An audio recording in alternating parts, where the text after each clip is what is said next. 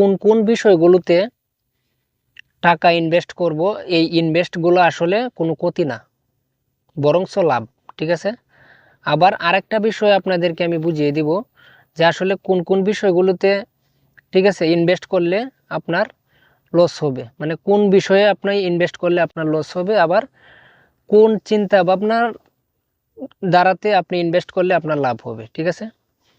তো আজকের ভিডিওটা আপনাদের সবার জন্য। ঠিক আছে। আমরা অনেকেই কিন্তু অনেকভাবেই কিন্তু টাকা পয়সা খরচ করি। তো আসলে আজকে সবাইকে বুঝিয়ে দিব যে আসলে কোন বিষয়গুলোতে ইনভেস্ট করলে আমাদের লাভ এবং কোন কোন চিন্তাধারার মাধ্যমে ইনভেস্ট করলে আপনার ক্ষতি। তো সবাই সাথেই থাকবেন এবং ভিডিওটা দেখবেন। সবচাইতে বড় বিষয় হলো আমরা অনেকেই আছি, মনে করেন আপনার আজকে একটা মোবাইল প্রয়োজন। ঠিক আছে। তো আপনার যেহেতু একটা মোবাইল প্রয়োজন, মোবাইলটা আপনি কিসের জন্য কিনতেছেন? ঠিক আছে, হয়তো আপনার কোনো লাভ, আপনার লাভের জন্য কিনতেছেন, নয়তো আপনি আপনার সাথে থাকা কিছু বন্ধু বান্ধবকে দেখানোর জন্য আজকে আপনি একটা দামি মোবাইল কিনতেছেন। ঠিক আছে। তো আমি বিশেষ করে আপনাকে একটা বিষয় বুঝাই, আপনি মোবাইল কিনবেন, সমস্যা নাই, আপনি দামি মোবাইলটাই কিনবেন, সবচাইতে ভালো ব্র্যান্ডের ভালো মোবাইলটাই কিনবেন। কখন কিনলে আপনার ক্ষতি হবে না, আপনাকে চিন্তা করতে হবে যে আসলে আমি এই মোবাইলটা দিয়ে কি করব। ঠিক আছে। যখন আপনি নিজে বুঝবেন যে আমি আসলে এই মোবাইলটা দিয়ে কি করব, আমি কি কাজের জন্য আমার মোবাইলটা কিনতেছি, তখন কিন্তু আপনার কিনাটা আসলে লস হবে না। আপনি কখন একটা দামি মোবাইল কিনবেন, আপনি দেখতেছেন, মনে করেন আপনি ফেসবুকে কাজ করতেছেন কিংবা ইউটিউব চ্যানেল চালাইতেছেন।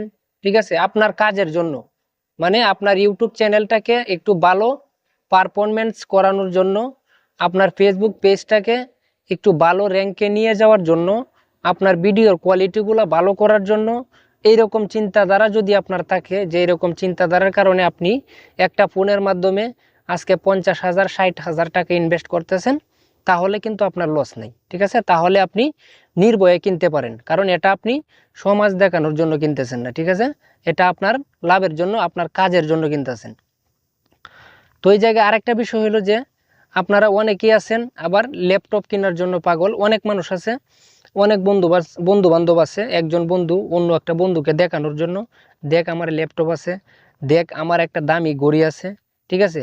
এইভাবে কিন্তু আমরা অনেকেই টাকা পয়সা খরচ করি। ঠিক আছে। আমরা যদি আজকে একটা দামি ঘড়ি কিনি মানুষকে দেখানোর জন্য, মনে করেন একটা ঘড়ি আপনি আজকে কিনলেন 3,000 টাকা দিয়া।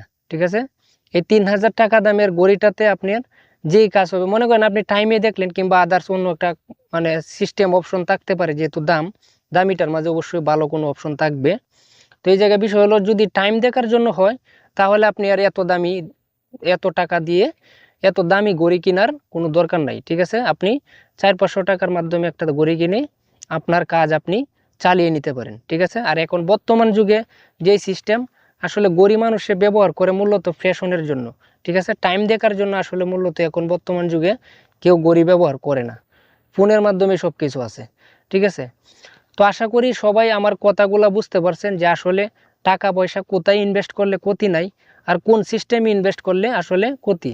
আপনার মানে মোবাইলের বিষয়টাই বোঝাই, যদি আপনার বন্ধু বান্ধবকে দেখাইতে চান, যে আমার বন্ধু বান্ধবকে দেখানোর জন্যই মূলত, এই উদ্দেশ্যের কারণে মূলত এই দামি ফোনটা আমার নেওয়া, তাহলে কিন্তু আপনার এই ফোনটা নেওয়া উচিত না।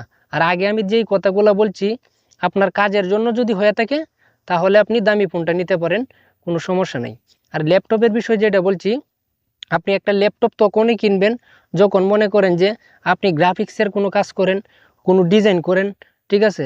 আপনি ফ্রিল্যান্সার কোনো কাজের মানে সমস্যা হইতেছে, আপনি মোবাইল দিয়ে পারতেছেন না, কিংবা আপনার একটা পুরানা এই কম্পিউটার আছে, কম্পিউটারটা তেমন কাজ করতেছে না, তখন যদি আপনার একটা ভালো ল্যাপটপ প্রয়োজন হয়, তখন আপনি দামি একটা ল্যাপটপ কিনতে পারেন। এটাতে কিন্তু কোনো ক্ষতি নেই, কারণ এটা আপনার কাজের জন্য কিনতেছেন, আপনার কাজের জন্য কিন্তু এই ইনভেস্টটা করতেছেন। ঠিক আছে। তো সবাইকে আসলে ছোট পরিসরে বিষয়টা বোঝানোর চেষ্টা করলাম, মানে অযথা কেউ কোনো কিছু কিনে টাকা পয়সা মানে অপচয় করবেন না। যদি আপনার কাজে লাগে, ভালো একটা কাজে যদি আপনি টাকা পয়সা ব্যয় করেন, তাহলে ক্ষতি নাই। ঠিক আছে। ধন্যবাদ সবাইকে।